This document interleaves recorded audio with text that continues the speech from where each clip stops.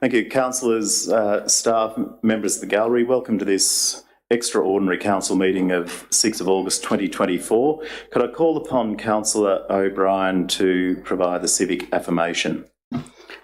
We, the councillors of the Armidale region, declare that we will undertake the duties of office of councillor in the best interest of our community and faithfully and impartially carry out the functions, powers, authorities and discretions vested in us to the best of our skill and judgment.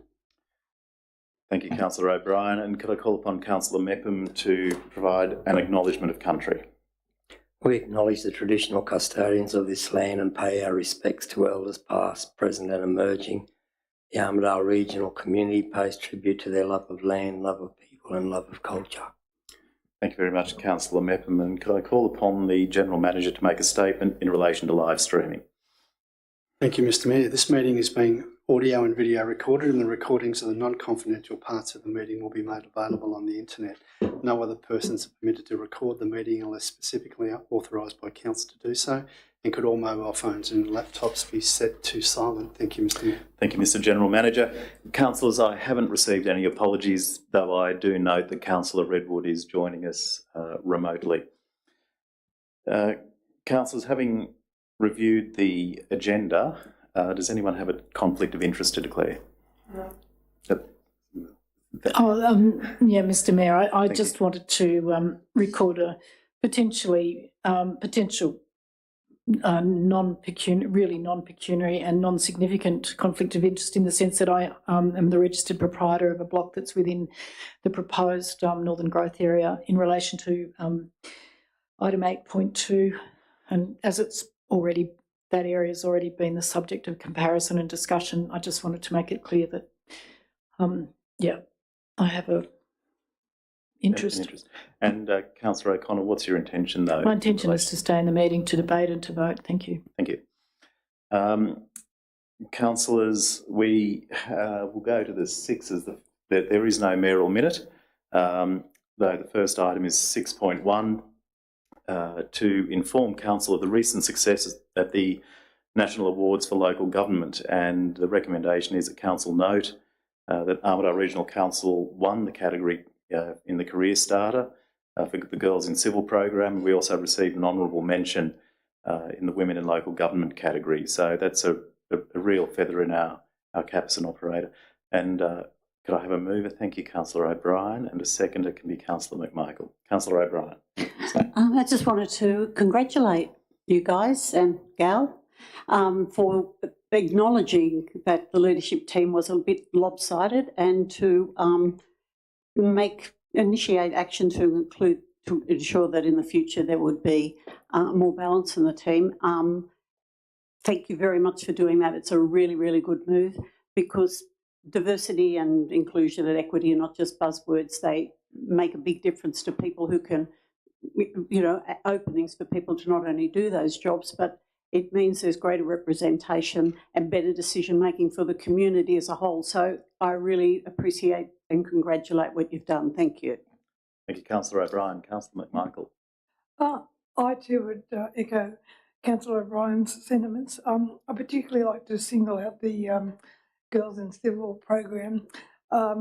Along with a couple of my colleagues, councillor colleagues, I attended a couple of the days of the the Girls in Civil program, and the participants, they were having a ball. They got their white cards. They'd climbed a forklift. They'd driven a forklift. They'd gone up lifts which were higher than I could count. They just were having a ball, and a number of the girls have got jobs, and I understand a couple of them have got jobs in council, I believe, and it's a fabulous program, and I would congratulate the staff for starting it, progressing it, and well done everyone on the award. Thanks. Thank you, Councillor McMichael. All right, councillors, I think that's a great intro from our mover and our seconder. Let's put it to a vote. All those in favour of noting those awards? Thank you. I declare that carried unanimously. Item 7.1, councillors, is around referring the draft financial statements off for audit. There is a significant number of recommendations there on the screen, which is really about outlining the steps that need to go through to have our financials tick along there. There's a slight complication about the timing, given that we'll be going into caretaker mode as of Friday next week. Can I have a move? It would be Councillor Packham, or Thank for a you. motion? With a little bit of latitude to ask a question of the Chief Finance Officer and actually my colleagues here on two parts to this. Obviously, the intention is not to put council into discord or dispute or out of sequence. That the financial statements, noting that financial statements aren't before the council, the drafts or otherwise, and the ability then for us as a competent body to say that they are presented in accordance with the Australian County Standards of Local Government, whether removing Part A has any dire consequences for council or whether it's just procedural. And then secondly, for my colleagues here, that removing Part B, I would just like someone along here to say that they know of something that would make the financial statements render them false or misleading. So if we all don't have anything like that, we can leave that in. But my recommendation would be to leave it in if we don't have anything that we feel is misleading in the financial statements. But I would like to move a motion removing Part A. But first of all, you'd like some confirmation But first from of all, ask confirmation from the CFO, please. Thank you. Thank you. Through the General Manager, Mayor. Comfortable with A being removed. The significant item in this is C, which enables us to take the financial statements when prepared to audit. Thank you. So if we take that out, that's the highlighted piece out, that's the motion you'd like to move, Councillor Packham? With one slight amendment to C, please, and that was in consultation with the General Manager and the CFO earlier, to change the words to Council endorse referring the draft financial statements to audit. So therefore deleting be referred after. That's it. Yeah. Oh, yeah. Thank you. Thank you, Mr. Mayor. I'd like Okay. to move that as a motion. Hopefully looking for a seconder. Thank you. It looks like we've got Councillor O'Connor as a seconder. Councillor Packham, do you wish to speak to this any further? Well, thank you. I mean, I think as the CFO pointed out, we need to move forward, and the file note to as attachment to this item steps out a few items that the CFO wishes to certify, to clarify, etc., in terms of the process. But as we did last year, getting them to the executive leadership team for clearance and then to audit risk and improvement, which are probably the competent authority here, expeditiously is of importance to here, and this will do that. Thank you. Councillor O'Connor, anything you'd like to say? No, except that I'm grateful to Councillor Packham for pointing this out, that, we can't say something that is beyond our remit, in fact, and so removing that puts us in a more, I guess, transparent and honest position vis-a-vis the record. Thank you. Councillor Gilletley. I'm only guessing here, but this sounds to me like there might have been a bit of a lesson learned out of NIWA, and these fellas they're moving that. So I thank them for moving that. That's very good, and they're on the ball. Thank you. Thank you, Councillor Gilletley. Councillor McMichael. I don't think it's got anything to do with NIWA, John. Okay. All right. Councillors, let's not descend. Okay. Sorry, Councillor Robinson. Yeah, no, I just wanted to say I seem to remember that we did exactly the same thing last year, and partly I think because we discussed it with myself and Councillor Packham did so. So Okay. it's not. It's Not nothing without to do precedent. with NIWA. Okay. Thank you. All right, councillors, all those in favour, let's. Thank you. I declare that carried unanimously. The next item is 7.2, the operational plan rollovers, revotes, additional grants otherwise approved. And so there is a recommendation there on the screen that councillor note a number of rollovers, revotes, additional revenue and expenditure where otherwise approved for otherwise approved projects. Can I have a mover for what's on the screen, please, or a variant? Thanks, Councillor O'Brien. And a seconder? Thank you, Councillor McMichael. Councillor O'Brien, would you like to speak to this? No, thank you. Thank you. Councillor McMichael, would you like to speak to it?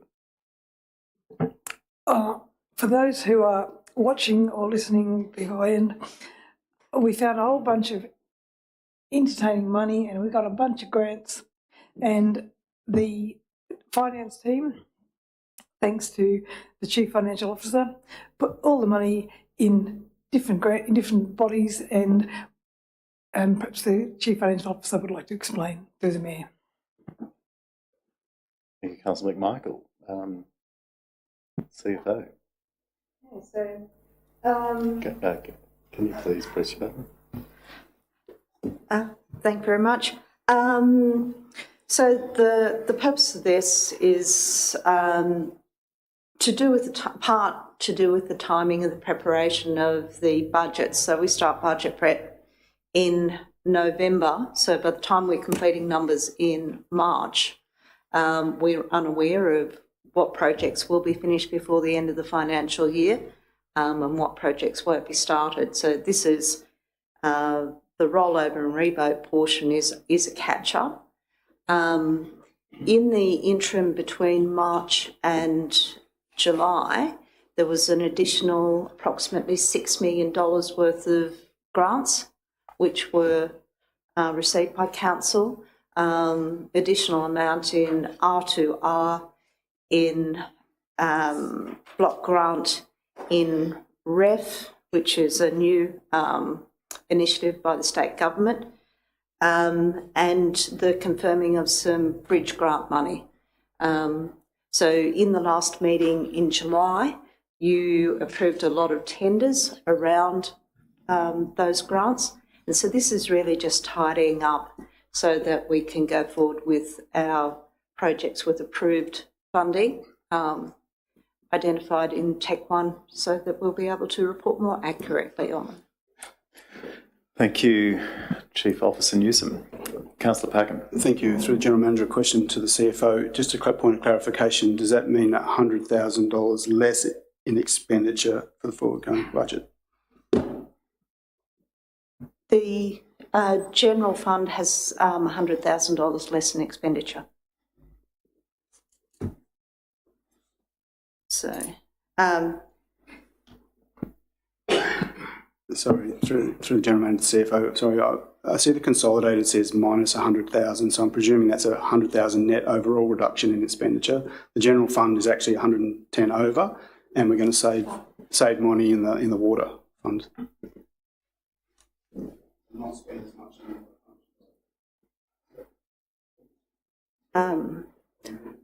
For clarification, I actually believe that in the general fund, we've increased revenue in excess of $100,000 over what we've increased our expenditure. So we've actually bettered our general fund position, and our water fund has actually moved backwards to $200,000. So I apologise for my display of numbers. No, that's okay. When I was looking there, I looked to the budget, but I really appreciate now that it's actually $100,000 net reduction in revenue to the budget. Thank you. On a consolidated basis, yeah. Okay. Thank you. Councillor Robinson. Yeah, well, I'd like to try, if I can get a seconder, to move an amendment, which I hope will come up on the screen. Or I can read it out while it's coming up, if you like. An option would be to see if the mover and seconder would accept your amendment rather than we. But anyway, let's get it up and. Or let's get it up and then they can see. Yep. I mean, I suspect this is something we have to debate. So I'll read it just out, is that we do not commit to the additional 4.6 or 4.558,800 expenditure for a detailed business case to build the Oakley pipeline before raising Malpass, until after the willingness to pay consultation, allowing residents to see realistic estimates of future needs and the feasibility of raising Malchus before constructing OK. Thank you. Yeah, that Councillor. So, Councillor O'Brien or Councillor McMichael, would you accept that, or will we have to put this to a vote for whether it becomes an amendment? Okay, thank you. Okay, so Councillor Robinson, you'd like to move that as an amendment. Do we have a seconder? Thank you, Councillor O'Connor. Okay, so we're now debating the amendment or the amended motion there. If it doesn't get up, it just reverts to the. Sorry, we're going to. Sorry, just Councillor McMichael and Councillor Pack. If you think that I'm making an error, please sing out. No, Mr Mayor. Councillor McMichael was concerned that her name had been put up as the seconder, and Councillor O'Brien had moved the motion when indeed it was incorrect. Thank you. Okay. Oh, I'm sorry, with respect, it's the reverse. Moved by Robinson, seconded O'Connor. What's my name? Wow. Okay, so we are debating that to see we're going to be having a discussion and a debate to see whether this additional point gets up as an amendment. So, Councillor Robinson, would you like to speak to your? Yeah, your well, amendment? I'm really concerned that everybody is struggling with the cost of living, or a lot of us, and committing to 4.6 million of public money, unless we get, and particularly if we don't get 90% funding for building OK before raising Malpas, typical residential bills could increase from $980 a year to $1,730 a year. And that's more than the entire 59% increase from our special variation. That is something we should be thinking about if cost of living is an issue, and it should be an issue for lots of people. Yeah. And this really compares with no increase in, or virtually no increase in water bills if we just build Malpas before building OK. And also, and ideally if we get similar funding to the $27 million promised by Adam Marshall, because none of the documents I've seen so far that recommend committing to building OK first have provided any breakdown in our water consumption data, or noted that half of our current consumption is just from 10% of water users. And that's a real game changer, because it means that basically if we raise Malpas first, we could double our residential population, and that's more than enough to cater for all the renewable energy zone, all the jobs we're likely to have, and provide an almost unlimited supply to intensive water users, except in really dry years. And I've looked at the data, so I know. And yet so far, nobody else has ever looked at the data, as far as I can tell, has actually, provided any breakdown, and certainly not provided any evidence to the contrary. And so my question to everybody here is, how many of our residents would really like their water bills to almost double if we can't get 90% funding? If the economic benefits were really there, and they were that great compared with having an almost unlimited supply in 9 years ahead of 10 for the intensive water users, intensive water horticulture would be paying for this. They wouldn't be expecting for the burden to come on individual residents. And we're also being asked to commit 2 years of time, as well as nearly 5 million of public money, 50% of that from our water users, on a 2-year detailed business case, and also make that commitment before we have a long overdue willingness to pay consultation and a benefit cost analysis and realistic estimates of future demand.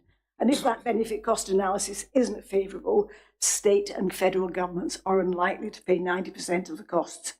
A far better strategy, therefore, would be to keep our options open and progress the business case for both OK and raising Malpas first as a quicker and cheaper way of providing drought security. So there's no risk of having to massively hike everybody's water bills when many people are suffering from the cost of living crisis, which will happen if we can't get 90% funding according to this strategy. So this motion therefore suggests that we start with the willingness to pay consultation as soon as possible. And if the federal government offers a 50-50 funding, we use the results of our willingness to pay consultation to refine the scope of the study. It's a logical, common sense way to proceed. So I hope other people will agree, or at least we can discuss it now. Thank you. Thank you, Councillor Robinson. Before we go on to that, there's just probably a bit of clarification that's needed there. That 4.6 million, and I'll need the General Manager to confirm this. I believe the Council endorsed this at the last Council meeting. It's also $4.6 million, 50% of which is provided by the federal government to do all those detailed studies. But before you respond there, I'll just ask the General Manager to see whether my statement is right about what we voted on last week, or last month, sorry. Thank you, Mr Mayor. Yes, you are quite correct. Item 15.12. So there might be a bit of misunderstanding about what this particular report's about. So essentially this report is getting funding into the budget that's already been approved by Council and or is a carryover from jobs that have been started and not quite finished as at 30 June and will need to be having funds expended to finish them. So item 15.12, the National Water Grid funding application, Council approved that last month and that tender has been awarded. So I think the horse may have bolted, Mr Mayor. Thank you. Okay, Councillor O'Connor, you were the seconder of that. Yeah, look, I'm happy to continue to second it. I guess a question I would like to ask is how far has Council got in relation to the Shadow East 27 million? Have we got any more clarity about that? Was apparently undertaken by the previous local member, the Honourable Adam Marshall MP, in relation to raising of Malpas Wall. That's a question, and then I've got a couple of other points to make in relation to this. I'll ask the General Manager to confirm whether we've signed anything there or not. No, we're no closer to finding out whether that funding has exists or not. But Mr Mayor, this is part of a broader discussion that this council and the previous council have been having now for the best part of 3.5 years that I've been here, and it largely relates to the integrated water cycle management plan, regional water security, and then more broadly how that particular program would roll out. Now, we all understand, because you've all received a briefing on this from Peter from Public Works Authority around the draft integrated water cycle management strategy that said quite clearly that even the raising of Malpas Wall by 6.5 metres would only provide the region's current population 80% of the water it would require to sustain its livelihood moving forward. So that the raising of Malpas Wall in and of itself isn't going to resolve the water security issue for Armidale Regional Council. We needed a secondary water supply, which is where Oakey came into play. And Oakey, combined with the raising of the wall, and many of you would know that how Malpas fills and the narrowness of the catchment and all of those sorts of things. But assuming that was full, and it was full regularly, that still wouldn't give us what we need to sustain the current population, let alone any potential growth. So Oakey and this tender now that was approved last month is a clear indication, I think, where Council has directed itself from a water security perspective and the need to grow. So I guess what I'm trying to say is Malpas in and of itself isn't necessarily the solution. It's part of a broader water security solution for the region. But just to reiterate, this tender has been awarded by Council last month. So if this motion were to get up, we would need to seek to undo that very, very quickly. And there could be some legal ramifications to the awarding of a tender and then revoking it so soon. Thank you. Thanks. Thank you. Can I just ask, and I'll pull you up if we start to go off piste, can we make, and we're back to Councillor O'Connor here, you were asking you'd asked a question, you haven't yet said what you were going to say. Can we please just keep our comments specific to the amendment and not go not go off piece. I will pull you up if we go down that path. So, Councillor O'Connor, you were the seconder, and you'd asked a question, so I'll give you a right to have a chat. Yeah, look, I thank the General Manager for his comments, and I've realised the gravity of, pulling something that's already been basically done, and I'll have a talk with Councillor Robinson in a moment, if I'm allowed, to see if we can amend this. But I do have another question, and that is, when is it intended to do a willingness to pay? I know that in the original... I think when we're now going down another path, we need to stick... I need to ask that question. I think the public are just constantly asking when, or are we going to get some transparency over this? Look, you can rule the question out of order, but I'm going to ask it. Okay, thank you. I will rule it out of order. Thank you for asking it. Any other comments, councillors? Councillor McMichael? And please keep it to the amendment there. This council, this region, practically ran out of water in 2019. Yeah, so we have looked at our water supply, and we have said that, as the General Manager said in his previous comment, that Malpas Dam is not enough. The council is the lowest tier of government. We don't just buy stuff by ourselves. We get money from state and federal governments, and to suggest that we're going to spend $4.558 million by ourselves to fix our own water supply is nonsense. Okay, it's going to cost more money to fix our water supply, and we need it. Okay, this council has planned to grow. This council has planned to do stuff. Council has planned housing, a strategy, a local planning strategy. We need a water supply. Okay? We've looked at koalas, we've looked at what we need, we've looked at all kinds of things, and we've said, Oakey Pipeline. We've asked for a tender. Okay? We cannot vote for this. Okay. Councillor Gillespie.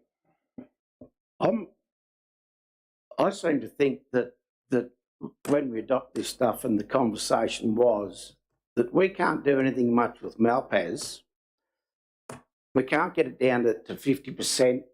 If something happens to the water supply while we're down to 50%, or there's whatever, we have another drought, it can't be done.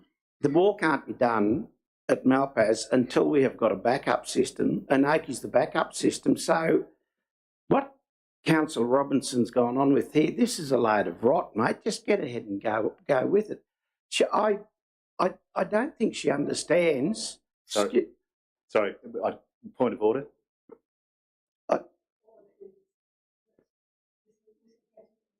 Okay. I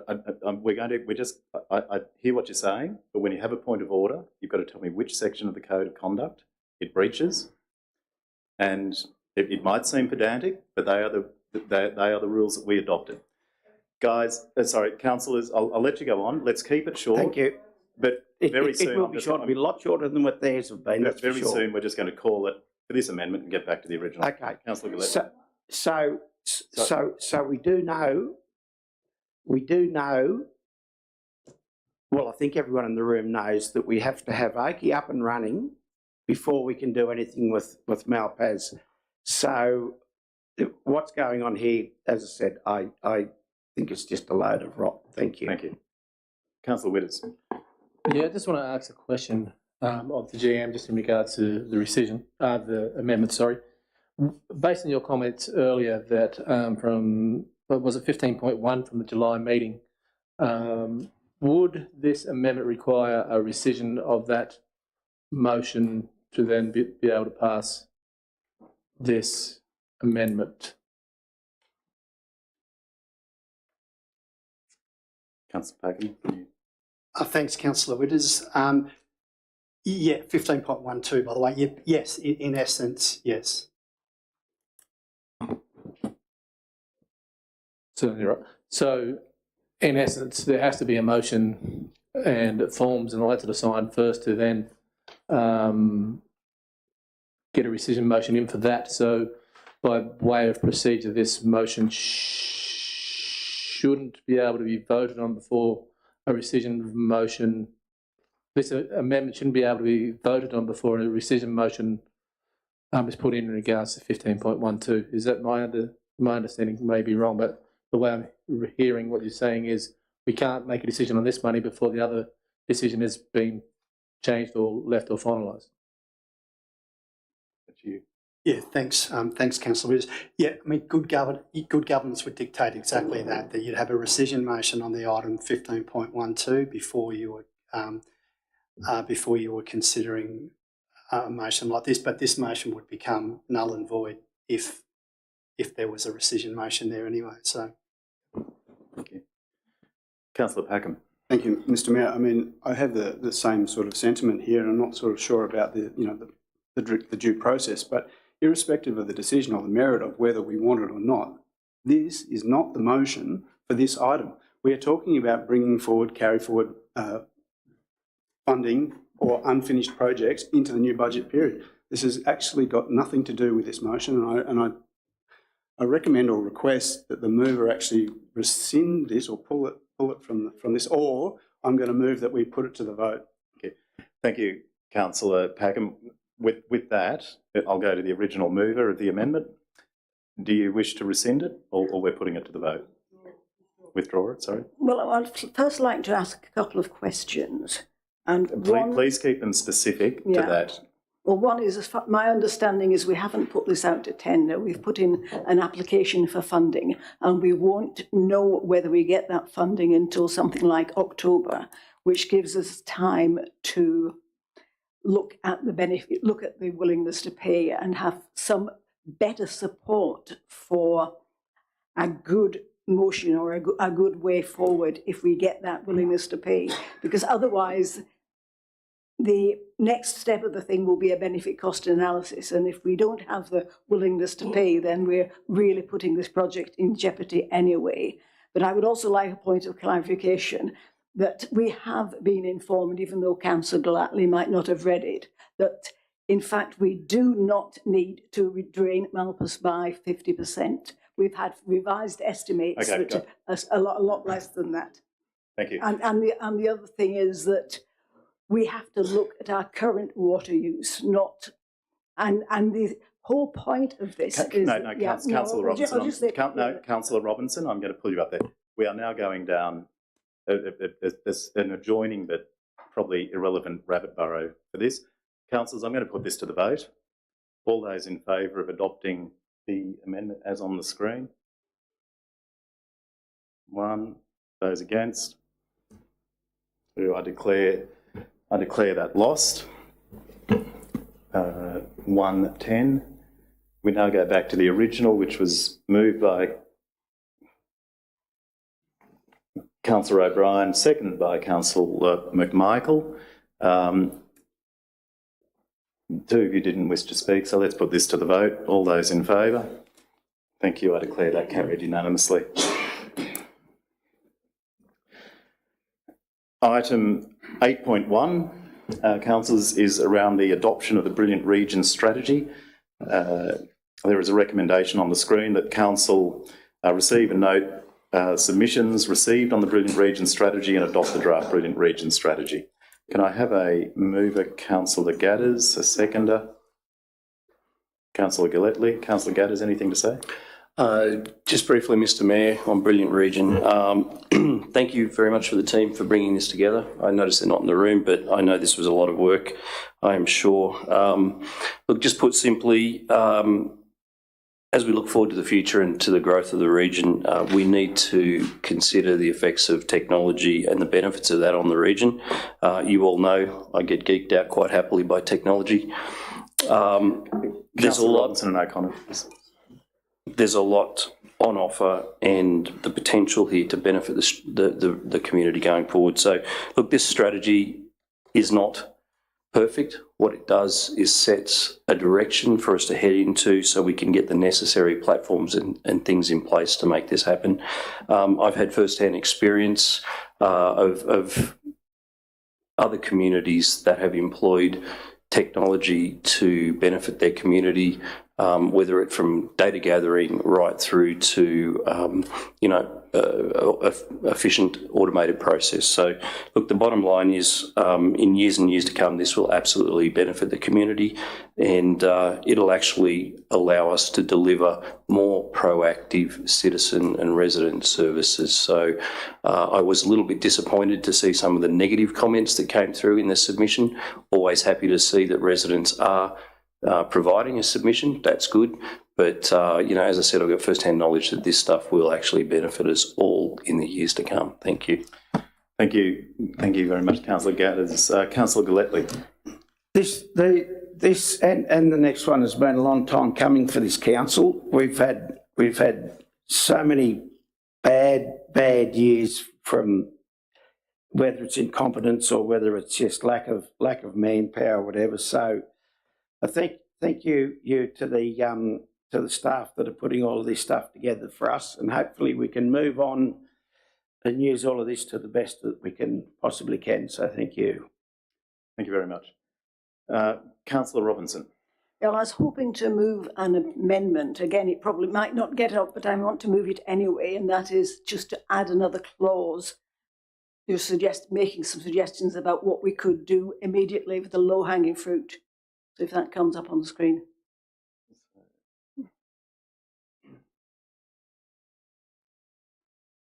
Which is basically to provide a brief report to the newly elected council before the end of 2024 on potential low-cost, easily implemented, extremely beneficial low-hanging fruit capabilities, such as tracking service requests, submissions on public consultations, real-time information on water use from our smart water meters, and information on active transport usage and potential hazards, which will be essential to developing an effective strategy. So this is just adding some ideas as to how we can start the ball rolling, and I hope people will support this.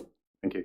Councillor Robinson, we'll try the same tack, see if the mover and seconder will accept that and make it part of the motion, and if not, we'll put it up as an amendment if you can get a seconder. So upon my reading of the Brilliant Region strategy, it outlines many examples of the projects that will be taken forward that aligns to our community strategic plan. The things are already in there, so apologies, Councillor Robinson, I don't see that we need an amendment. Okay, thank you. Councillor Robinson, do I have a seconder for Councillor Robinson's amendment?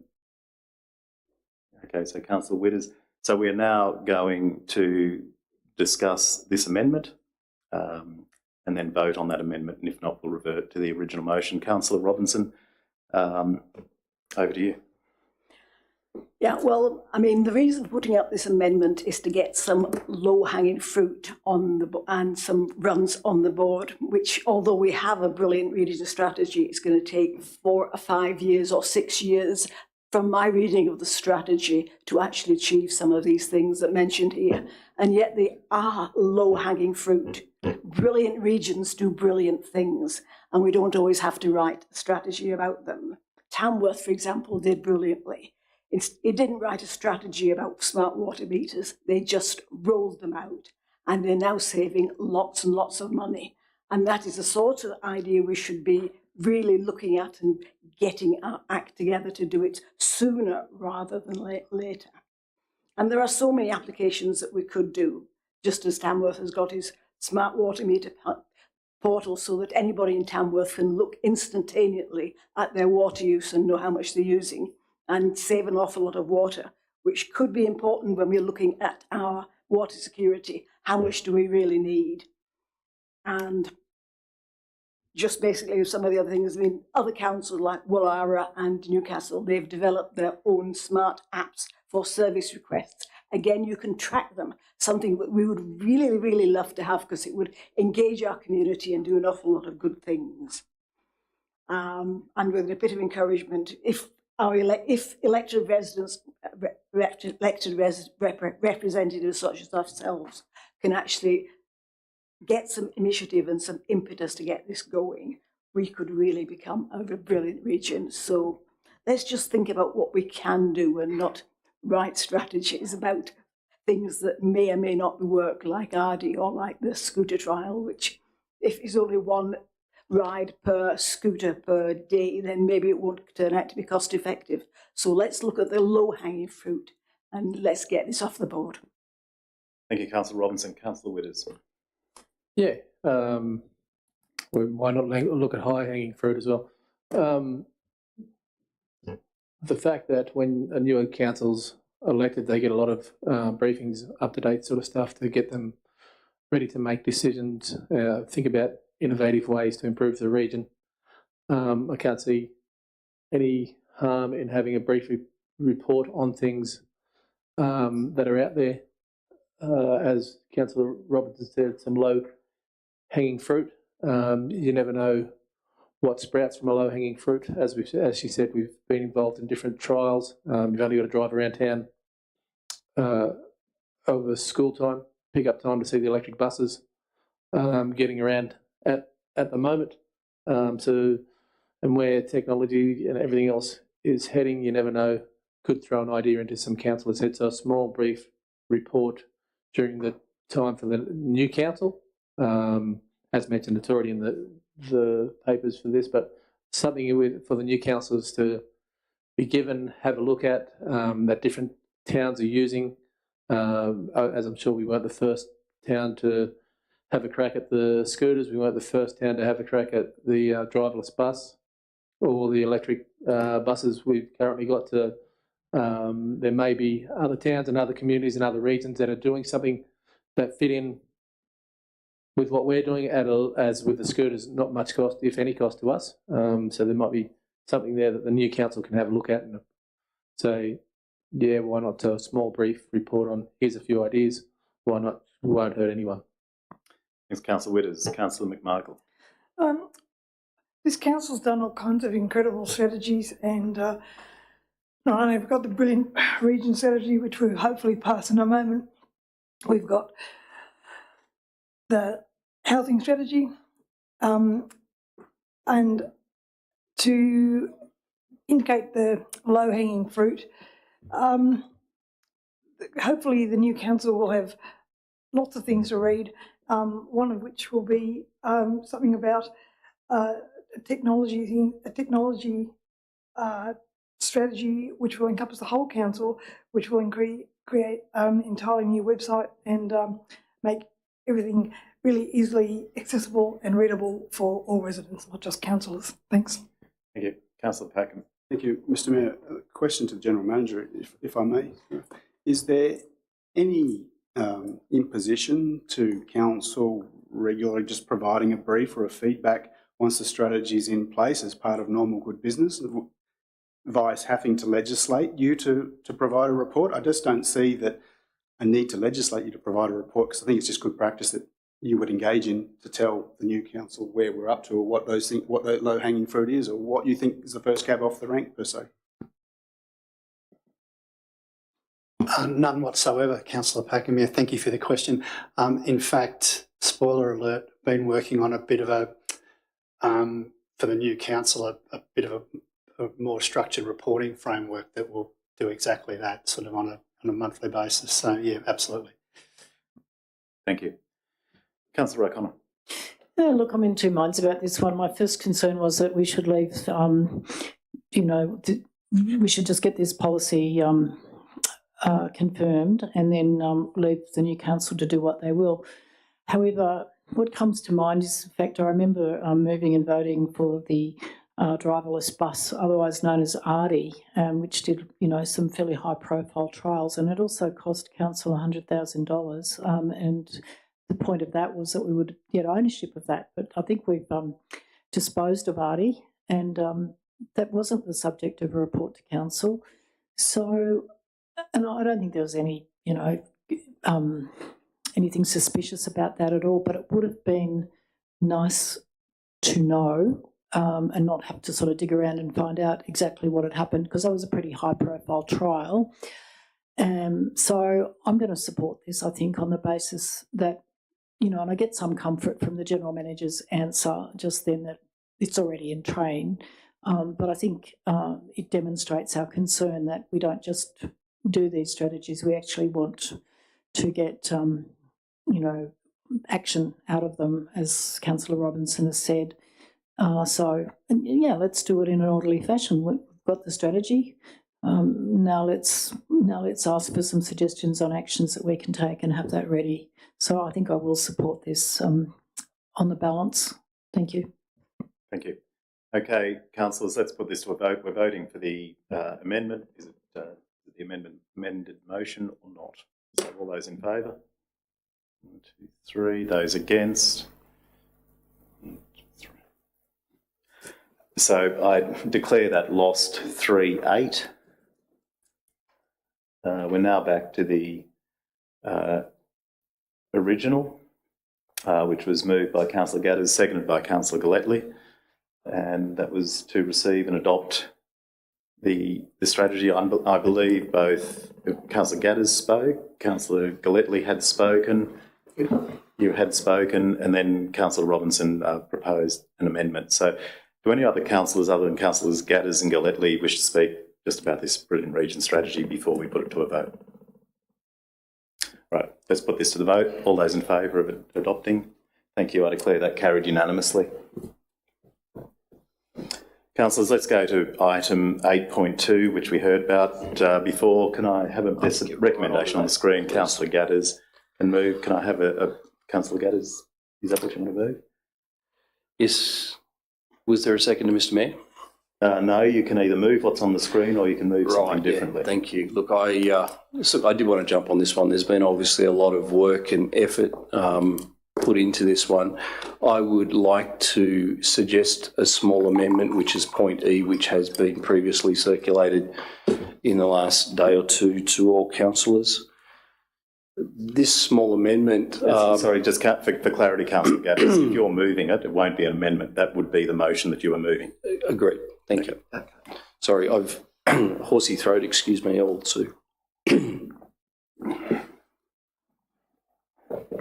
How would you like to proceed, Mr. So if that's what you're moving, we'll seek a seconder for that. So Councillor Galletley? Yeah, that's fine. I just wanted to Okay, thank you. So I know Councillor O'Connor is foreshadowing a potential amendment. Thank you. So we now have a motion that's active. So Councillor Gatters, would you like to speak to that? Excuse me all.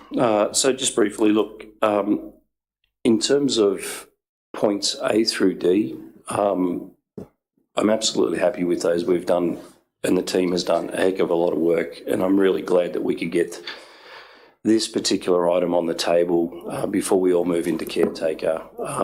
It does set a good direction for the region going forward. In terms of item E that's been added there, it was actually a topic, if I cast memory back to councillors of last year, there was actually a topic going, and I believe at that time it was actually Councillor O'Brien and Councillor Galletley that took forward and actually had quite a few workshops around potential sites to move the same concept forward. So this is just an opportunity to make sure that this particular thing doesn't drop by the wayside. We all know from the current climate that a focus on some affordable social housing is a good thing. We also know that it's an opportunity for us here to perhaps look at a pilot project within our LGA to move things forward. So what this is necessarily doing is suggesting that we move forward and look for expressions of interests so that we can actually develop and investigate this particular item further to develop some affordable social housing within our LGA. So if I could do that and then also take a right of reply if I need any questions. Thank you, Mr. Mayor. Thank you. Thanks, Councillor Gatters. I will go to Councillor Galletley because he seconded it, and then I've noted Councillor Redwood has his hand up. He'll go next, and then Councillor Packham. Councillor Galletley. Yes, this is something that we've been waiting on, and we've got the opportunity to write this in there. We don't need anyone to tell us that we need more affordable housing for the ones that aren't fortunate enough to have their own house. So, and yes, Councillor O'Brien and myself have been working on this, and I'm sure there's there's some little pockets of land that would suit this perfectly, I believe. Thank you. Thank you. Councillor Redwood. Thanks, Mr. Mayor. Can you hear me? Yeah. No, I'm very supportive of the entire housing strategy. As has been said, it's a particularly important point for Armidale and our future for the region, what we have before us. And I think it's also important to add or highlight this element of the affordable social housing in there. And so I'm fully supportive of both the amendment and the entire package. So thank you. Thank you, Councillor Redwood. Councillor Packham was next, and then it'll be Councillor O'Connor, Thank you. and then it'll be Councillor O'Brien. Thank you, Mr. Mayor. I'd like to ask a question of the mover, if I could, Councillor Gaddies, is whether the first line of the proposed addition, or of first line of E, if we stopped at affordable social housing, whether that would be enough encompassing and allow the administrative processes and the more descriptive elements to proceed, in the background and going forward. But certainly understand, because in the early days we were looking at plots of land for all sorts of reasons, and I think that the intent of leaving it at affordable social housing would be sufficient and enough instruction for council to go forward with an administrative process. Thank you, Councillor Packham. Look, I don't think you're far off the mark. I think it's a good move.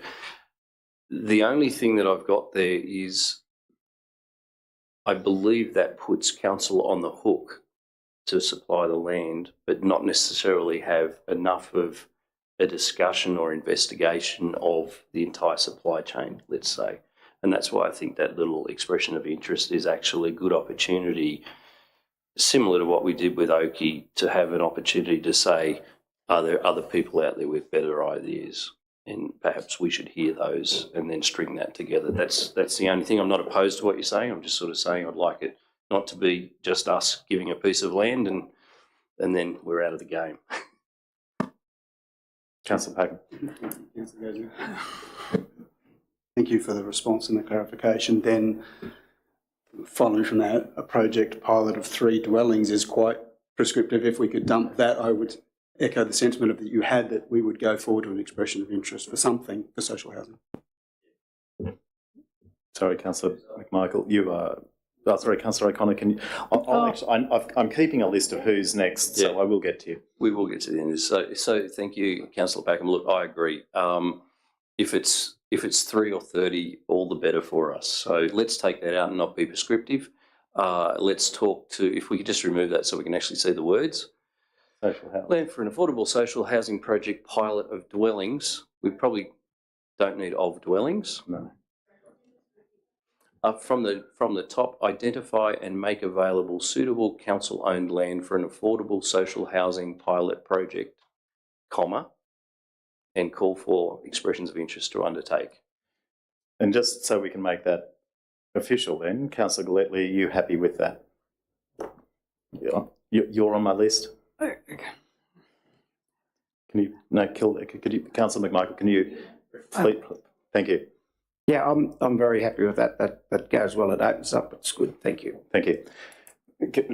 Councillor McMichael, just so every councillor knows, because we're chopping and changing, I am keeping a list of who's next, and next is Councillor O'Connor. Then it'll be Councillor O'Brien, then it'll be Councillor McMichael.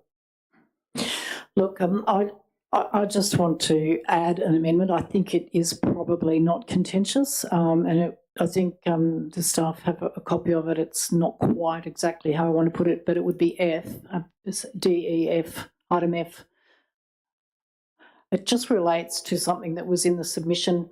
I just want to delete the first, that council, just delete the first from that no changes are made initially.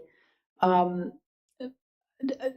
through to the word and, yeah, include and, just delete and say that council establish a, and then you can delete set up because it's redundant given that I've said establish, a future housing reference group to provide ongoing input to housing issues and help to resolve conflicting interest across the different stakeholder groups. Now, I'd need a seconder for that. I think it's not contentious. I can talk to it, or alternatively, well, perhaps I'm in your hands, Mr. Mayor.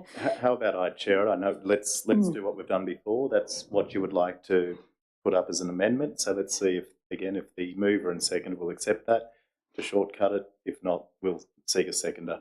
Oh, Thank you again. I'm not opposed to idea, Councillor O'Connor. What I'm a reference group, it just suggests to me an overhead and lots of people and time and expense. I'm just trying to think whether it's a little bit more workshoppy.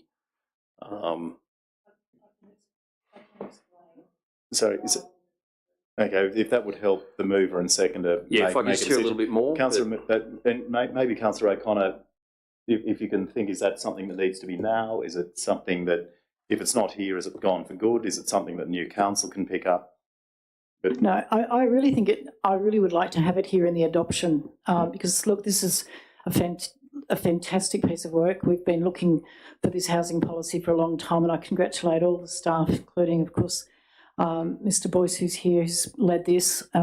Also us, we've been in numerous workshops. But as you can see from the submissions and also from what we spent, I think, close to an hour just on two particular public have your says here, but there were extensive submissions and there were some input. I think it's like anything, you're not going to get it perfect in the first iteration, no matter how much you try. And this is a really complex process of getting a housing strategy up. But there's so many different considerations. But I think one of the things that's come through in the two strategies that we have looked at today is that our community is actually wanting and needing, I think, to have a little bit more say in our strategies. I think it was a fairly scary thing to look at the public submissions. There are only 4 of them that came in on their brilliant region, you know, basically the smart city strategy that we've just endorsed. And that there's a negativity, there's a lack of understanding about what council's doing, and I think that comes about because we're really, really busy trying to get these strategies in place. Some of them should have been in place a long time ago, and we're catching up. A lot of them relate to having set this very definite aspirational target of 4,000 new jobs, 10,000 new people, and then we've got the aim to go to 50,000 in the LSPS as a 50,000 population. We've been moving pretty fast in the last 2 and a bit years. No. Yeah, sorry, you have called that point of order, so I do have to address that. Yeah. So again, Councillor Gillespie, you'll need to tell me which item of the Code of Meeting Practice has been breached. If you haven't got, you can always come back. But Councillor O'Connor has been requested by the mover of the original motion for an explanation. She was a minute and 49 seconds in. So I'll give you some time. But Councillor O'Connor, if you could continue and maybe land, that'd be great. Thank you. Well, the point is that both these major strategies that we've put up today, and we're meeting here as a special meeting in order to do that, to round out and put a full stop on the work that this term of council's been doing. But I think on both of the strategies, but in particular the housing strategy, there's been a demonstrated interest by the community to engage, to be co-creators, and the Regional Ratepayers Association, in their submissions as they were summarised in the appendix to this item, they have asked that there be a future housing reference group to provide, and I've just put this directly from the request from ARA. Look, I don't think there's anything difficult about this. I think it would be great for us to have a reference group to keep working with the future council, elected council, and with the ongoing administration. Councillor O'Connor, you're needing to answer Councillor Gatter's question. And sorry, Councillor Gillespie, you are needing to answer Councillor Gatter's question. Okay. And that talk that you're giving can come at another time, but let's... All right, well, that's all it is, really. I think we've seen here today, and we've seen in the appendix submissions that we've seen, or the summaries of them, that there's a lot of interest in this, and people want to be involved. Okay, but so we're that's not why. answering a question now. Yeah. No, that's, well, I mean, I think that I am. Councillor O'Connor, I am the chair. Thank you. Councillor Gaddis, has that answered your question, or is it assisted you make a decision? Thank you, Councillor O'Connor. You've perhaps over-answered my question. Look, that gave me time to think a little bit more, which is, this is a very defined process. This set of strategy documents we've got in terms of the LSPS, in terms of the local housing strategy, it's a fairly rigid process that we've got going between ourselves, our planning department, and the Department of Planning at a state level. I don't want to add another opportunity to step outside that very formalised process. There is definitely the opportunity for submissions and feedback on the planning documents as they go to the community, and I think we should adhere to that process rather than set yet another loophole or sidetrack. So I'm going to respectfully say no to F. Thank you. Thank you. So, Councillor O'Connor, it's with you. Do you have a seconder then for your... So, just before I do, Councillor Gillespie, you're looking agitated, but I know where I'm at. Thank you.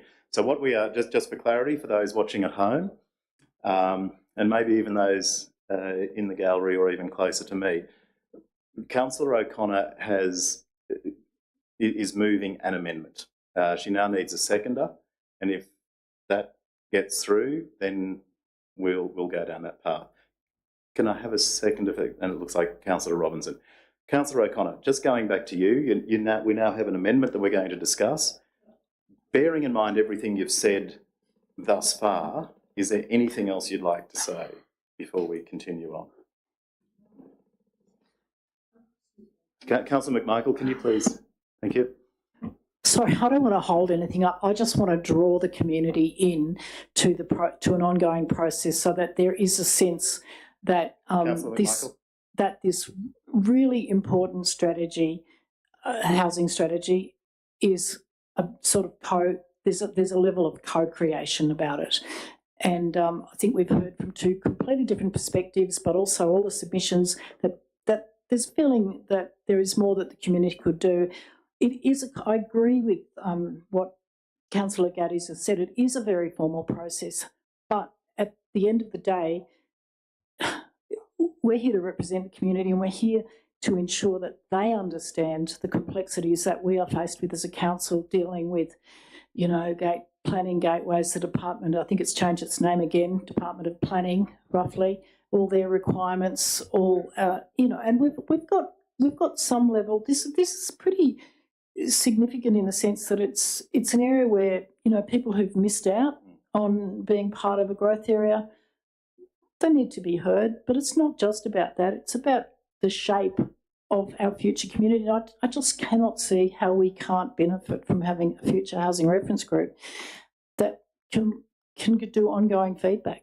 And especially, it applies to the villages. They've all got different needs, different aspirations, but also to both Guyra and Armidale residential areas as well. That's all. Thank you. Councillor Robinson, as the seconder, anything you'd like to say? Councillor O'Connor, can you please turn your microphone off? Councillor O'Brien, can you please turn yours off? Councillor Robinson. Yeah, I think this is a good idea, and it will help continuously refine it. We have had submissions today and have your say saying, well, maybe we won't achieve the current targets for growth. We might have too many, not enough vacant houses, vacant blocks, and therefore it's possible that having a reference group will help refine the strategy. There are also a few other things that I was wondering about, like my reading of the text on page 77 of the Is that relevant to what is on the screen? Because I must admit, I'm getting a little bit thin on patience when we're going down just too off-piste. So I really need you to stick to the topic. Answer the exam question. A reference group could iron out some of the inconsistencies and also maybe discuss some of the planning priorities at a later date. And I think those things are also good and well and needed. for example, because there are things that seem inconsistent to me, and I would like to have a reference group that can maybe discuss these in a timely way and take the time to do it. Thank you. Thank you. Councillor O'Brien. Am I talking about F or E? F. Oh, I don't want to say anything about F. I want to say something about E. So just again for clarity, this is the amendment, which is F, that we are discussing, and we're about to vote on. Councillor McMichael. So I really need to talk about E. No. No. I have to talk about E. You may very well get an opportunity to do that, but this is not that opportunity. So just to clarify, if we're talking about F, so if we talk about F and it gets voted down, we then get a chance to talk about E once it comes up, for those of you are worried. In regards to F, I know next council gets to set the agenda for what they want to do, whether they want to go back to old committees like we had a few years back, or whether they stick with key pillar working groups. I like the idea of a group of talking to council around the housing and housing affordability and housing supply and all that sort of stuff. Just wondering which, Mr Mayor or Mr GM may be able to answer this, which key pillar working group at the moment deals with housing and social stuff and all that sort of thing?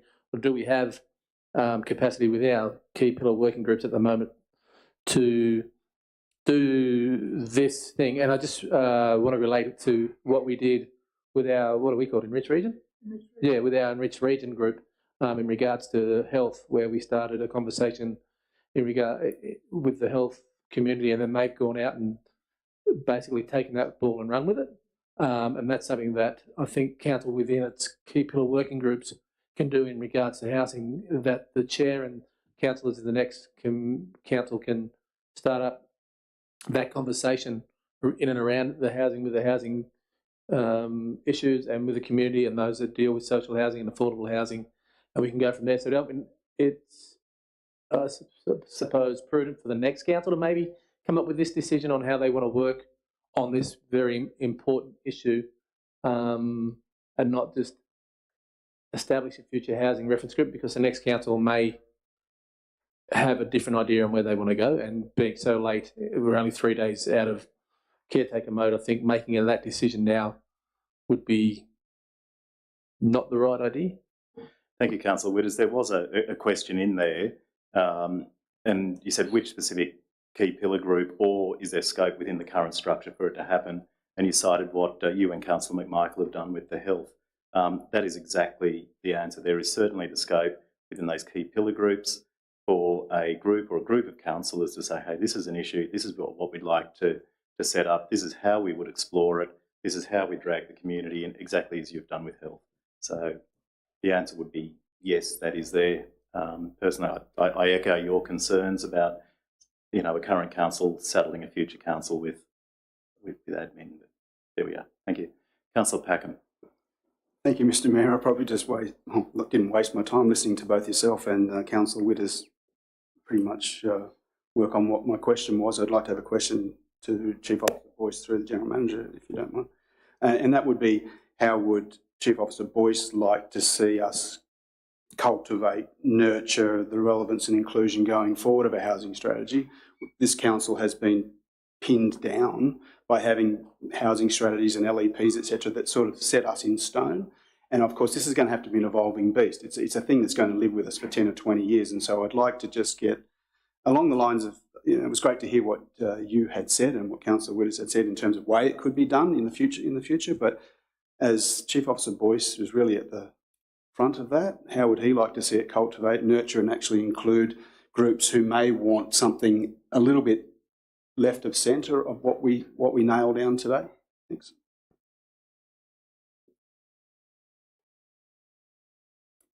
Through Mr Mayor, thanks, Councillor.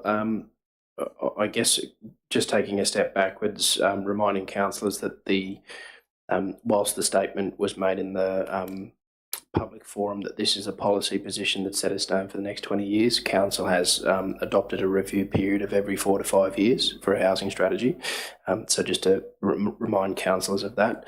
The LSPS and LHS actions form part of your operational plan for next year, which council will receive quarterly reporting on.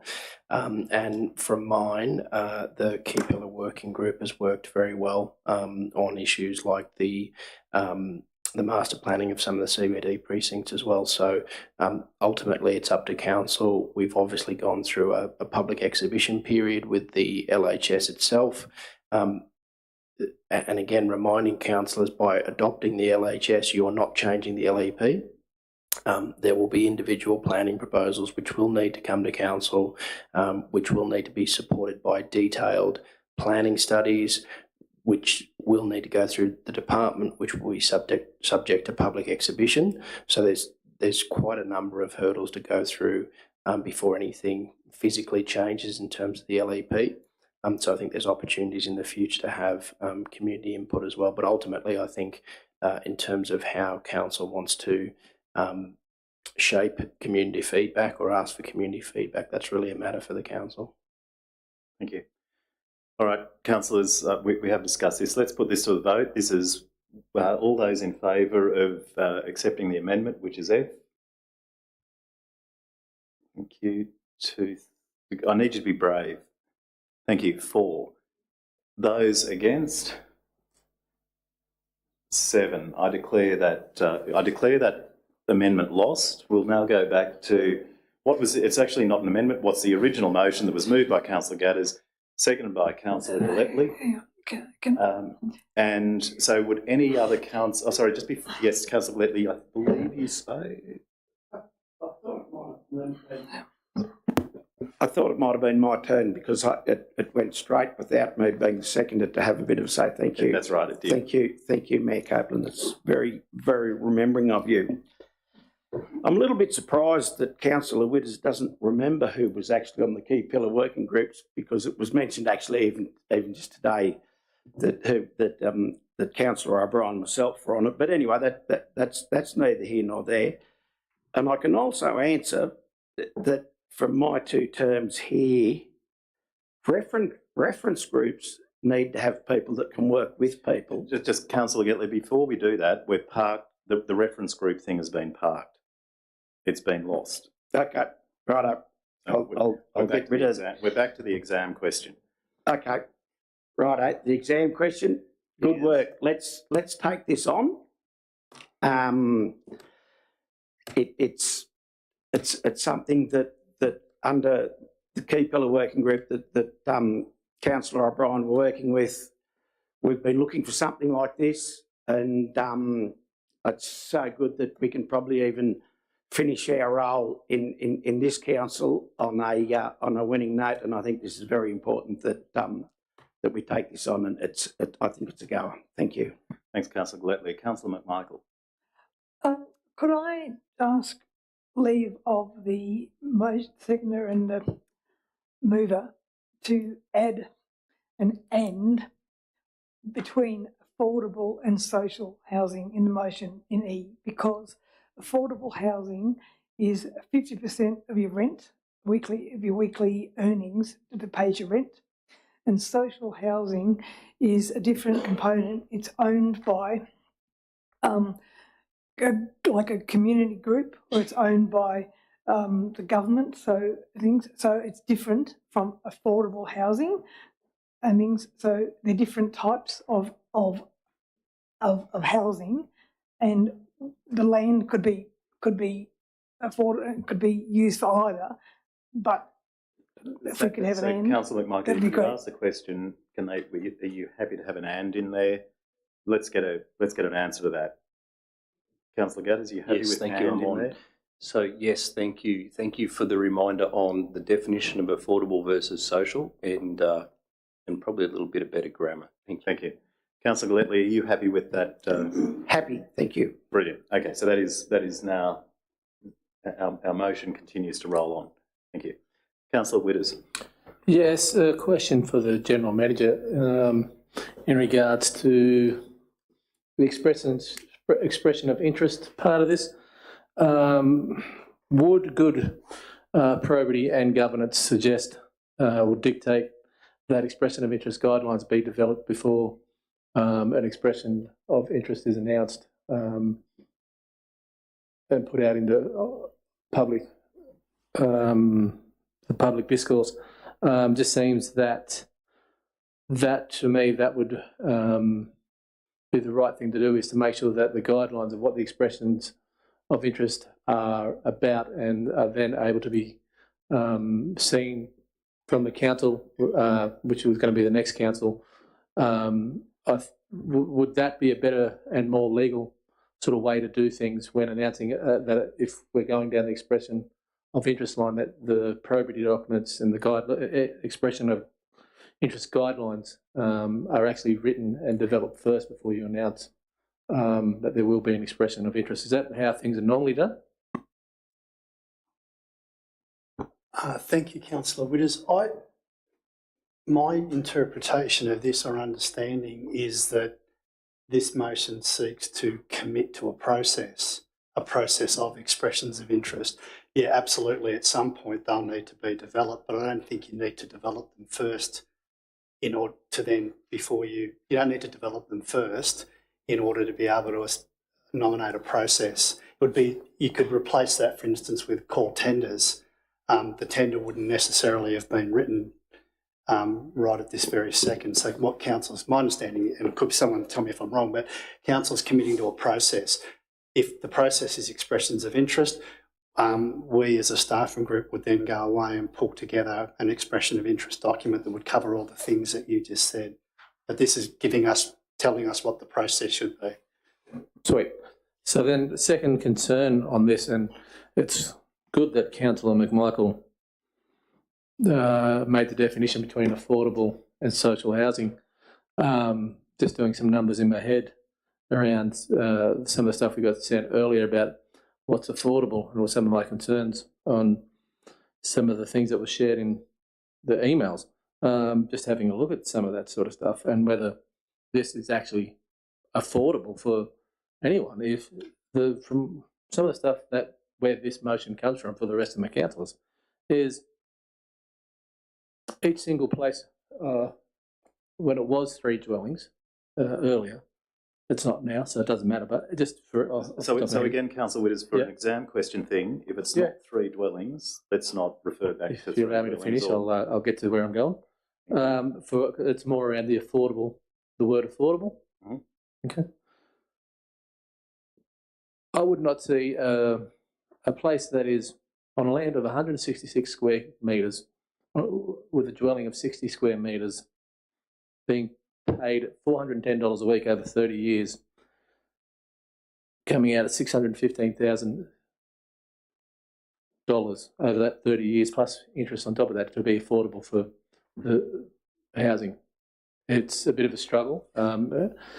Affordable housing, I think, is something along the lines of where you can get people who aren't on a lot of money into the system to be able to own property and then get themselves some equity and then break the cycle of where they are so that they set up the future for their children. And it is, unfortunately, at the point where why there is a housing crisis, because the housing market is too dear for most of the community. Unless you've got relatives who pass away and give you all the money in the world, or your parents have set you up beforehand, it is really, really difficult to get into the housing market. So we've got to really understand what's affordable. Like, are wages and income matching the increase in house prices? So if we're looking at something that's affordable, and if it's a pilot project, then we have to look at the whole pilot and say, is it affordable for each person in the end on the people that they're targeting? Or is it just who in the end benefits out of it? So the next council is going to have to look at that when this idea comes up on what's affordable, because there's enough social housing. There's Homes North, and I don't even know whether the old Housing Commission still exists. No, it doesn't. So there you go. But there's a lot of that sort of stuff that we can work with as well. the difference between social housing and affordable. That's what we want to do, is we want to get more people into the market. That's what we're looking at, is so that then equity is created. And as someone who's going through the process at the moment, I was getting into the market. It is a hard slog, and it takes a lot of financial commitment to do it over a certain amount of time.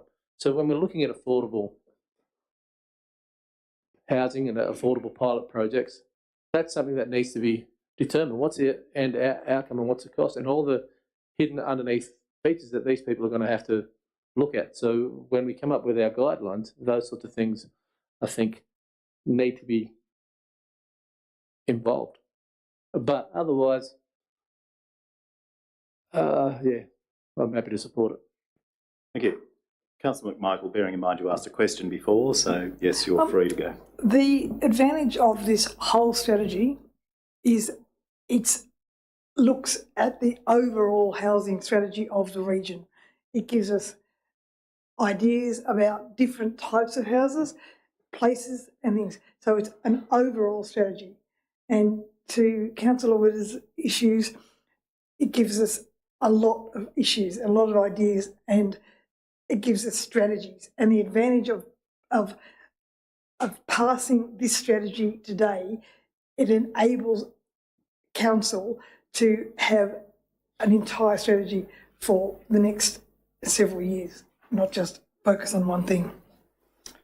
Thank you, Councillor McMichael. Councillor Packham. Thank you, Mr. Mayor. I think, I agree with what Councillor Williams is saying in what he's trying to define what's affordable. And I don't think what's affordable, we know what social housing is, but affordable for us to define that is not there. There are plenty of definitions out there from other government agencies which decide affordable. But this council does have a opportunity to say, we are happy to have people living in 32 square metres, like the size of a hotel room, which has facilities, which gets them in the market to a rent-to-own type situation at, I don't know, 150,000, not 650,000. That's not, I can't align that with the definition of affordable, because I'm not, each person's circumstances are different.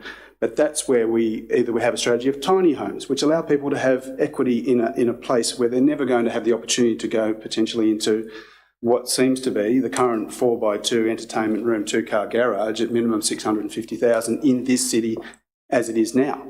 So I know council had faced development applications where people were looking at trailer homes, tiny homes or otherwise, but that's where we have a role or a place that we could play in making land at the right price and allowing people to live in dwellings the size that they want to live in and we think is still meaningful to them, whether they've got children, dual incomes, no incomes, etc. And I think that's why expressions of interests put out there in a more broad terms is what are we trying to solve? We're trying to solve a housing crisis and put roofs over people's heads and hopefully at a point where people can enter a market. At the moment, the market starts way higher than it needs to be for everyone. It is precluding people. So I only urge the council going forward that that's the things that we can do to actually play a part, state, federal, whatever that be. We can actually be leaders here in this community and our broader region by addressing those type of issues. What do people need to put a roof over their head? How much can we, what's the minimum? Where can we bring that down to that allows people to enter the market? Thanks, Councillor Packham. Councillor O'Brien. Yeah, I think I forget what I was going to say, but I wanted to Strong start. Totally support Councillor Packham's take on this, but I also want to thank the council for being open to this idea, and it also gives a great signal to the community that we're not just looking after, ratepayers and developers, but we actually have an interest in and concern about all the people in the community. And I also would like to add that it is about putting a roof over people's head, not necessarily entering the market. Not everything has to be put into those terms. Some people are not. Some people just are at the place where they just need to survive, not kind of get a portfolio or anything. So but I thank you very much for doing this, and I support this whole thing. Right, councillors, well, let's put it to a vote and test that support. All those in favour? Thank you. I'll declare that carried unanimously. Well done, councillors. Councillors, that brings us to the end of the open session of this extraordinary council meeting. We have an item in the closed session, so I'll ask for a motion to move into closed session. Thank you, and a second. So moved by Councillor O'Connor, seconded by Councillor McMichael. All those in favour? Thank you. Declare that carried unanimously. Gallery, thank you for your time.